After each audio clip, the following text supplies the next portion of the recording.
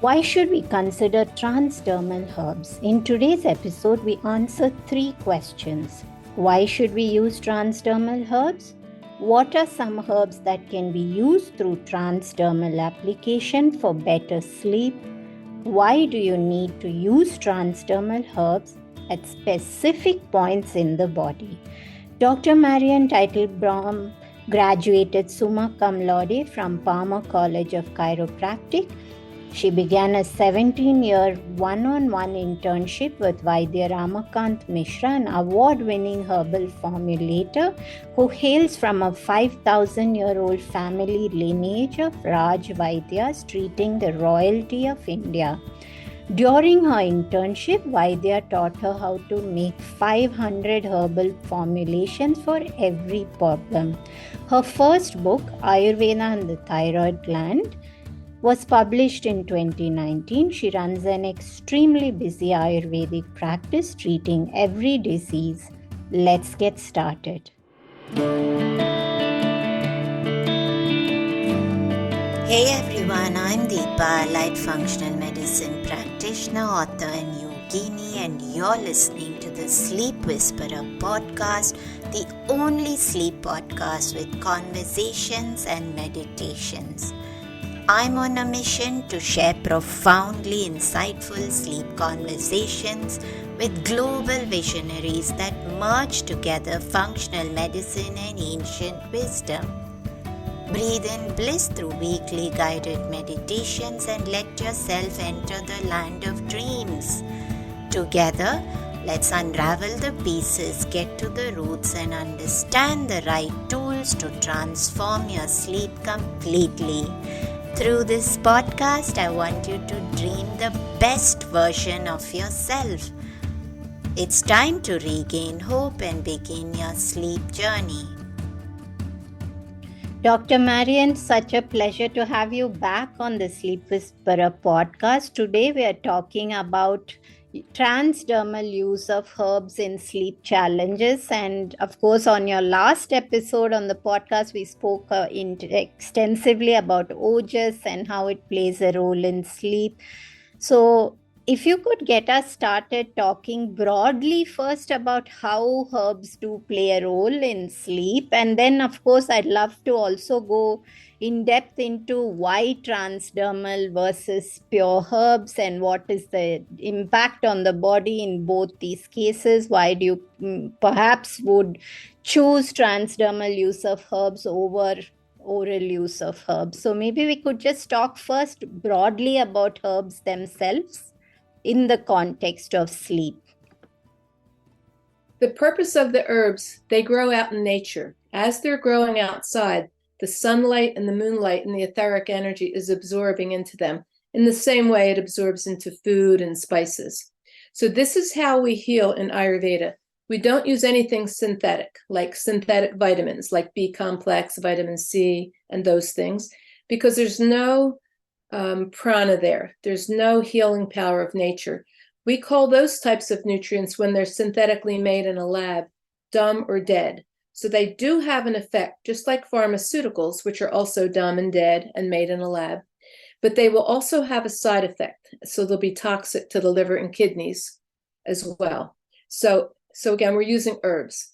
There are so many wonderful herbs for sleep. The main one is jadamansi, and we can give it in different ways. Transdermally, we give teas, we have tablets, and many other ways. But jadamansi balances the neurotransmitters in the brain to help you sleep better.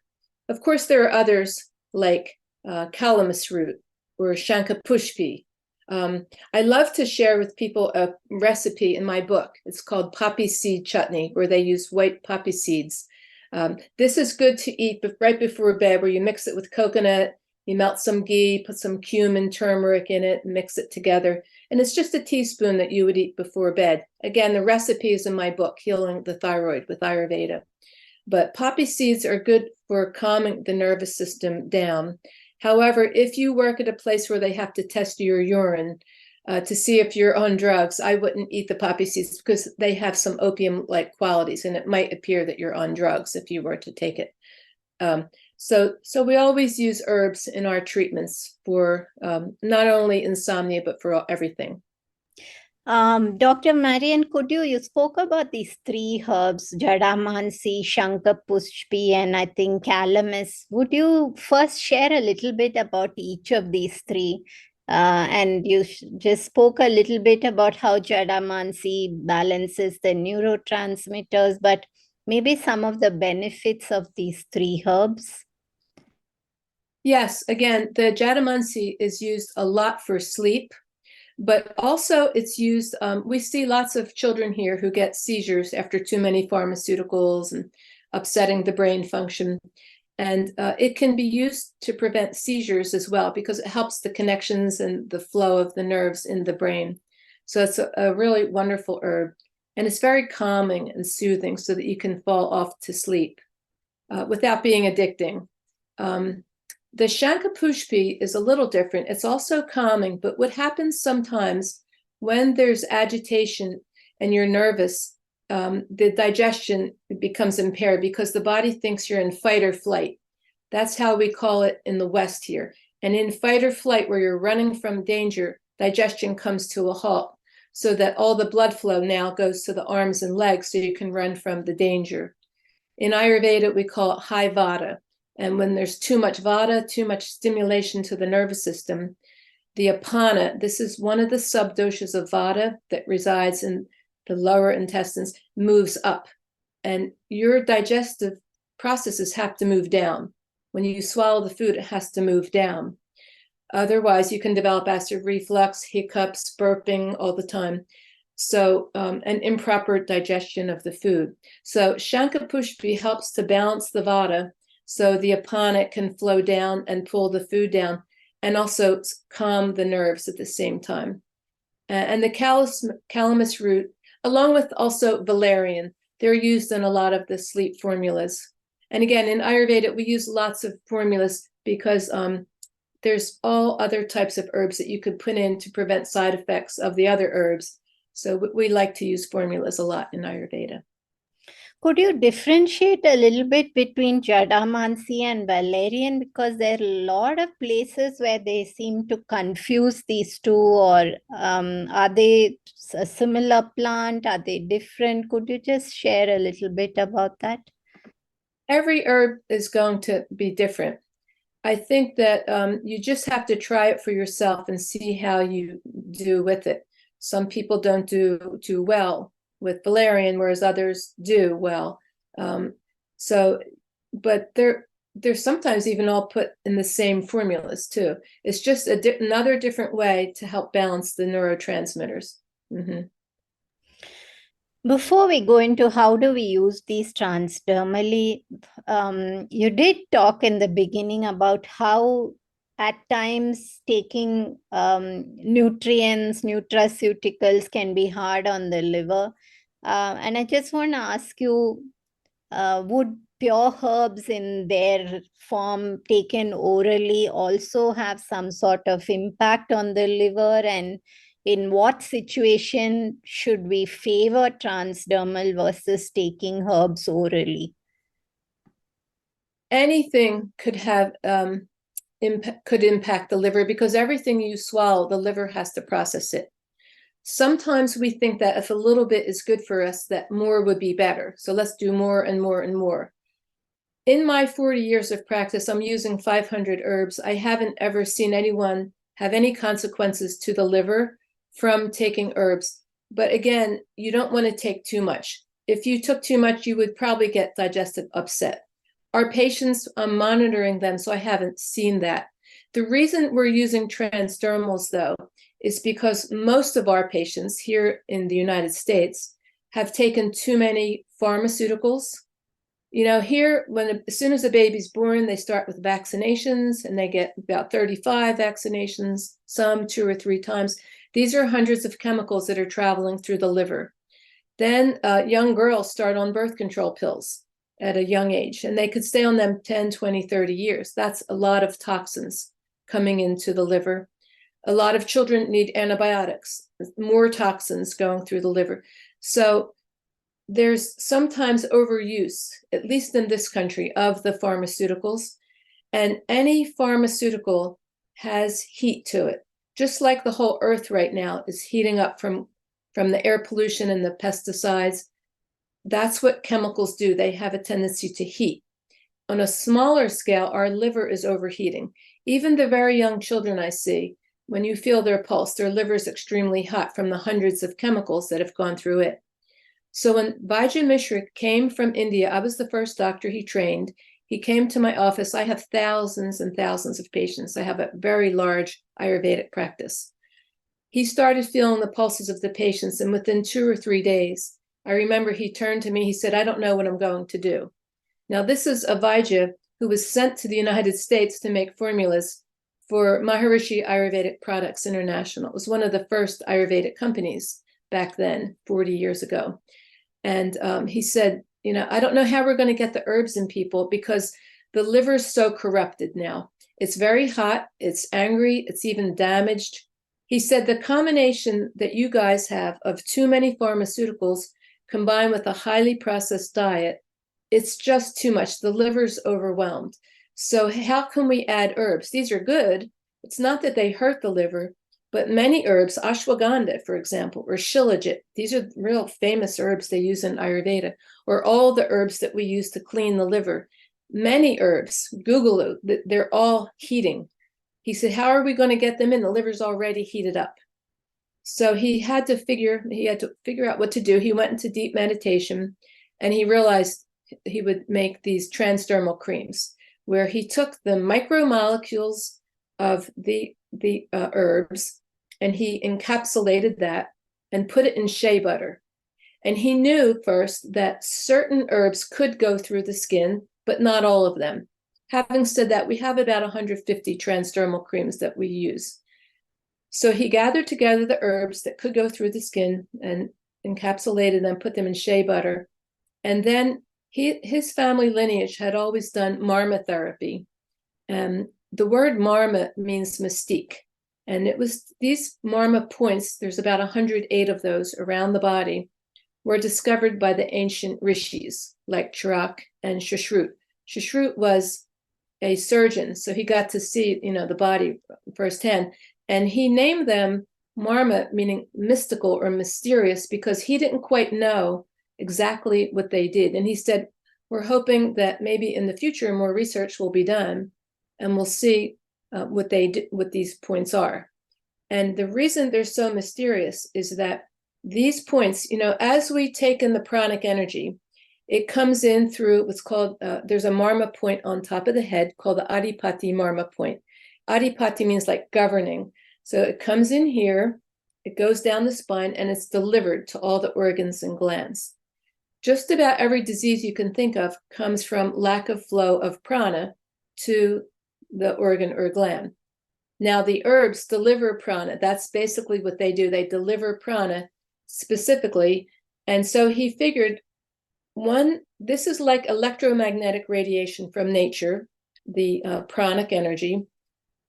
Why don't we harness that? Because these marma points, what they are, these are the junction of Soma, Agni, and Marut. So in other words, when prana comes into the body, it comes in different nadis or vibrational channels. The left nostril takes in Soma. That's the Ida channel. Pingala is the right one. That takes in Agni. And down the spine is the Marut. So this is space and air element. Now, those are traveling and they're supplying organs and glands. They travel through the physiology, but the marma points, they're like switches. You have in your house an electrical current coming in, but then you have switches. One's for the refrigerator, one's for the toaster, like that. So in our bodies, we have switches where the Soma, Agni, and Marut is circulating there. And it's not only circulating, but this marma point, the reason it's so mysterious and wonderful is because this prana in the marma points is connected to the light of your soul. And the light of your soul is called sattva. That's your consciousness. That's what you contact when in deep meditation. So here now, he thought, why don't we do this? We'll put the creams right on the marma points, and we'll deliver it with the ring finger. The ring finger is also connected to the light of the soul. And the energy in the marma points runs clockwise. So he said we would put a little bit on the ring finger and run it clockwise around each marma point. And as we're doing that, we're saying the mantras for Soma, Agni, and Marut. So it makes it very powerful. And that way, if there's a problem with the heart, then we would use those marmas, or with another part of the body, we would use those herbs and marma points. So we have different herbs for different marma points. So it's a wonderful system that we have for healing, because that's another way to take in the herbs without you having to swallow it, and your liver is already angry and it doesn't want herbs. Also, it's good for children. They don't have to swallow anything. Also, if you're on medications, some medications don't interact well with herbs. So this way, we could give whatever we want. We have some of our patients on 9 transdermal creams, 10, and we're giving all the herbs through the skin because we're not worried about any herb-drug interaction. So it's a wonderful thing that he developed for us. And Dr. Marianne, when you describe that you run it clockwise on all of these points, does that mean that somebody cannot use this system and this methodology if they are not right there with you in person, or do you or can these transdermal ways be used by everybody no matter where they are? And also, if you could, you said you have 100 different versions of it. Could you share maybe a few of the herbs which you specifically advise in the context of sleep challenges? Yeah, so again, with sleep, we have too much excitement in the nervous system. So with that, we would want to use, again, we could use jatamansi. It's the main herb that balances the neurotransmitters in the mind for sleeping. We also use magnesium. See, what happens is once you're stressed, you're releasing cortisol from the adrenal glands, and it becomes like a domino effect. So once cortisol is released, which happens just like that, as soon as stress comes, cortisol flushes the magnesium out of the body.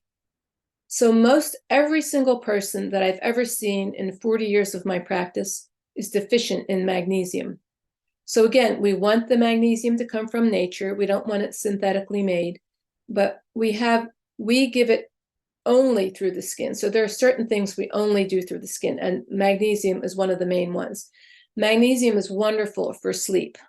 It's wonderful for 300 other functions in the body too, like irregular heartbeats and restless leg syndrome and nerve conduction, if there's problems with shaking and tremors. So the use of magnesium goes on and on. But the body it's intelligent. It takes just what it needs from the magnesium and absorbs it, and it goes throughout the whole physiology immediately, just within a split second of putting it in the marma points. So that's the good news about these points. You don't have to digest them. If you swallow an herb, it has to go through the whole digestive system, the 7 tissues. See, here it's on and it's already affecting it. It's immediately into the gaps between the cells.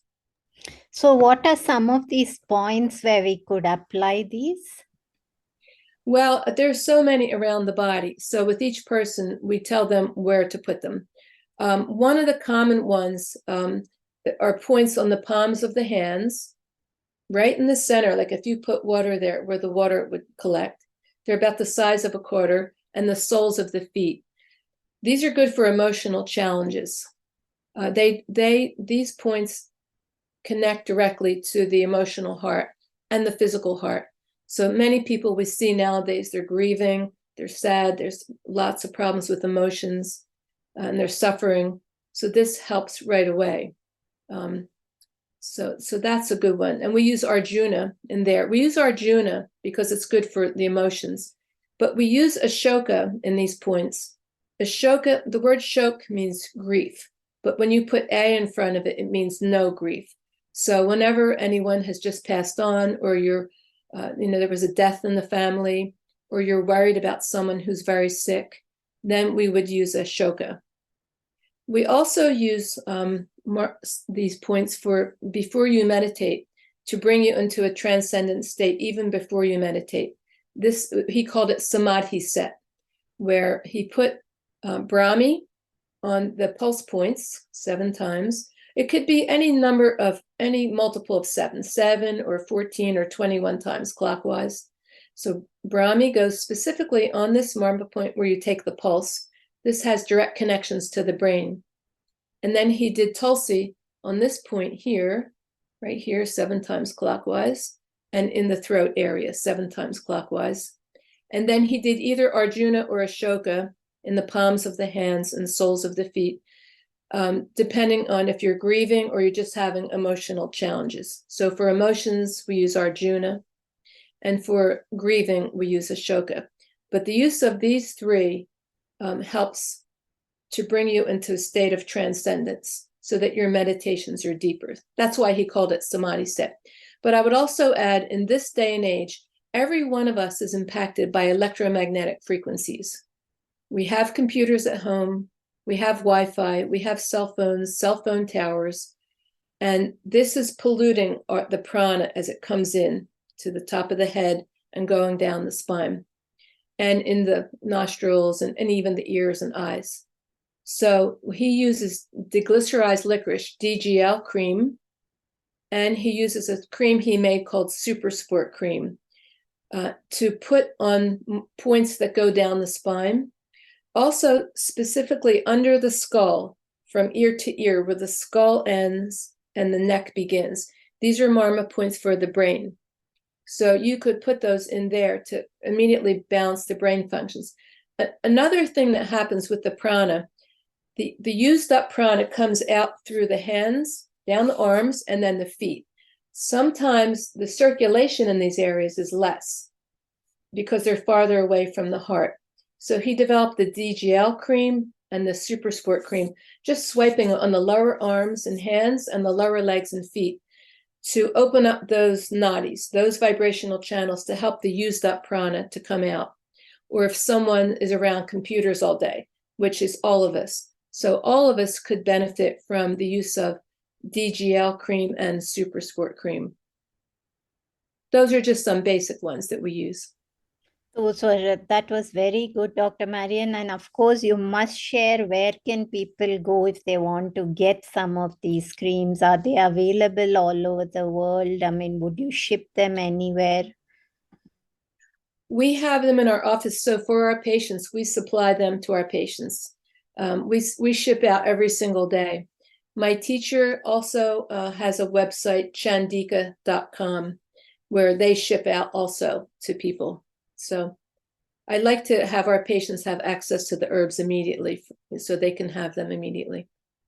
And one last question, Dr. Marianne, because recently I came across a product developed in India. As it came to me when somebody shared with me that they had discovered this so-called magical supplement for sleep. And when I got one just to check what was in it, it had jadamansi and it was combined with various other things like cinnamon and nutmeg, which was all fine. But then it was combined into a formulation which had an added stevia and some flavors to make it into a palatable drink. What are your thoughts on the efficacy of herbs such as jadamansi when combined with a very a processed form of sugar such as stevia powder? Herbs like jadamansi, shankapushpi, calamus root, these are so famous in Ayurveda. There's no need for you to use a formula that has any processing in it because there's less prana in there. It'll be dumb and dead.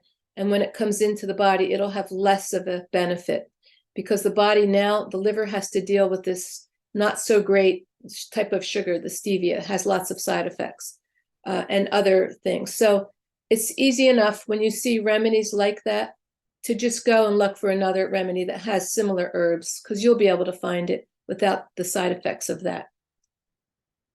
Wonderful. Thank you. Yes, you had something to say. Yeah, I see. We don't want that to happen to Ayurveda. we don't want to lose the purity of the knowledge. I also see a lot of Ayurvedic formulas where they combine it with nutraceuticals, L-tyrosine, and these other things. And it makes me feel bad because I think the nature of knowledge is that it can get lost. So when we're bringing this wonderful technology of Ayurveda from India around the world, we don't want to lose that knowledge. So our practice is very pure. We're not going into the use of the nutraceuticals, or a lot of people take melatonin before they go to bed. You don't want to do that because your body already makes melatonin. Once you do that, you're going to upset your own balance of hormones. See what I'm saying? Your pineal gland gets confused, like should I be making it? You already have it here. And that was my message in the thyroid book too. Once you take the thyroid hormone, your thyroid stops making it. So that's not the answer. But the answer is to help your own pineal gland make melatonin, help your own thyroid make its hormones.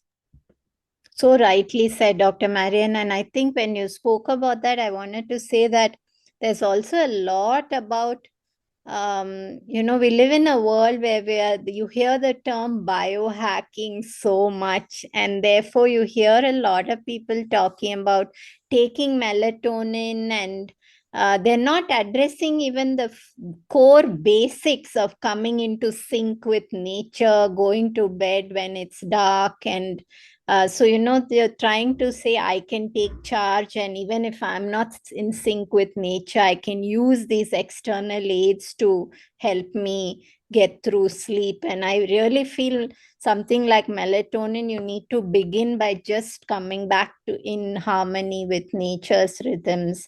And when you spoke about how nutraceuticals are being combined with herbs, there's so many of those today. And I think something like ashwagandha is being used by everybody because it's suddenly thought of as this magical herb. And of course, that's probably not how it was used in Ayurveda. Well, no, it's not. And that's what we don't want to happen also to Ayurveda, where we see a symptom. This is how modern medicine works. Whatever the symptom is, we want to suppress it. So if you can't sleep, they have medicines for sleep. So we don't want to do that with Ayurveda. Say, oh, we can't sleep, let's use Jatamansi, ashwagandha, and so on. What we want to see is, why can't you sleep? In each person, the underlying causes, not just of insomnia, but all the diseases is different. But it's many. It's not just one. So you have to look at all the reasons in that particular person and address them. This is the better way to do it. The other way, it works and it doesn't work because you're just trying to pacify the symptom. It might work initially and then it'll stop working because you haven't fixed the reason why it's happening. And also, if you're starting to use nutraceuticals and pharmaceuticals, there'll be more side effects there. But that's, whenever I take on a patient, I ask them, what are the pharmaceuticals you're on? What are the nutraceuticals? And then we work on helping them to try to fix the reasons for that they were put on those in the first place, rather than saying, oh, I have acid reflux. Let me take something to take the acid away. What I tell them, let's fix the reasons for the acid reflux. It's usually coming from the gallbladder. Or, I have sleep problems. Well, they're probably sleeping too late in the day and waking up too late. Then they won't be able to fall asleep at night. They're imbalancing kapha, which clogs their channels. But maybe the vata is imbalanced. And if vata is imbalanced, you can't fall asleep. So you have to fix that. But if pitta is imbalanced, then you can't stay asleep. It wakes you up because the liver's getting hot. So you have to see in each person, it's usually about 10, 20 different reasons for the insomnia and or these other diseases. And you have to address them. And it might take a little longer, but we want to fix the body using pranic food, good pranic food, herbs. We don't want to go against these laws of nature. It's tempting to do it because you get a result right away, but you're not fixing anything. So you have to be careful when you're trying to truly heal the body. Any final words, Dr. Marianne?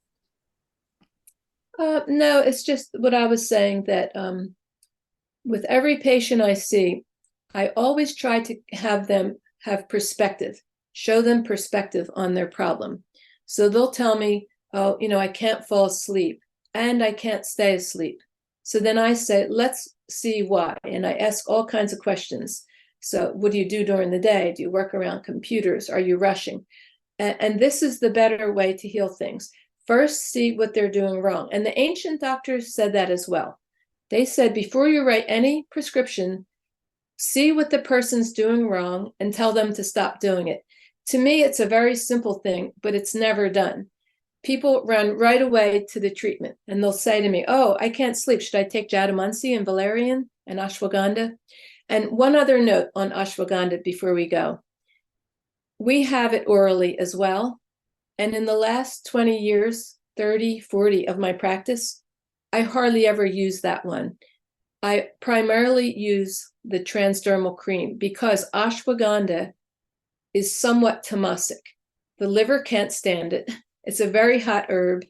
It's a nightshade. It has all these negatives. And if you're a spiritual person, it's very hard to take it. You'll have side effects from it.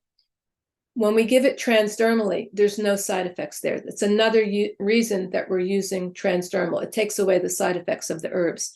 So in this modern age, everyone's liver is so hot from all the pharmaceuticals, nutraceuticals, improper diet, that ashwagandha is also extremely heating when you swallow it. It heats the liver more. So I made a video on this. It's on my website under the link that says videos on ashwagandha, how it's probably better to take this one transdermally through the skin. So from the skin, it goes directly into the blood and it bypasses the liver. Thank you once again, Dr. Marianne, and so much wisdom once more on our episode. It was great having you again. And of course, I will link all the links to your YouTube channel and people can go and take a deeper listen over there. Okay, well, thank you for having me. It was a pleasure. In my book, How to Sleep Better, the miraculous 10-step protocol to recharge your mind and body, I go into how you can rebalance your whole body and restore sleep using functional medicine and Ayurveda. If you need curated protocols and deep level understanding, you can check out my Blissful Sleep course on www.oahealth.com. Have a great day. This podcast is intended to provide helpful and informative material on the subject matter covered in the episodes. The podcast is not acting in the capacity of a doctor or a registered dietitian and is not rendering any professional healthcare or medical service. The information in the podcast is not intended as a substitute for medical advice or services or as treatment or cure for any particular health condition. The advice and tools contained herein may not be suitable for your situation. Any medical questions regarding contraindications and cautions or any questions on whether or not to proceed with any practices provided in the show should be referred to qualified health professionals before adopting the same. The podcast specifically disclaims any responsibility for any liability, loss, risk, personal or otherwise, which may be incurred as a direct or indirect consequence of the use of information from this podcast or the application, adoption of any of the information provided.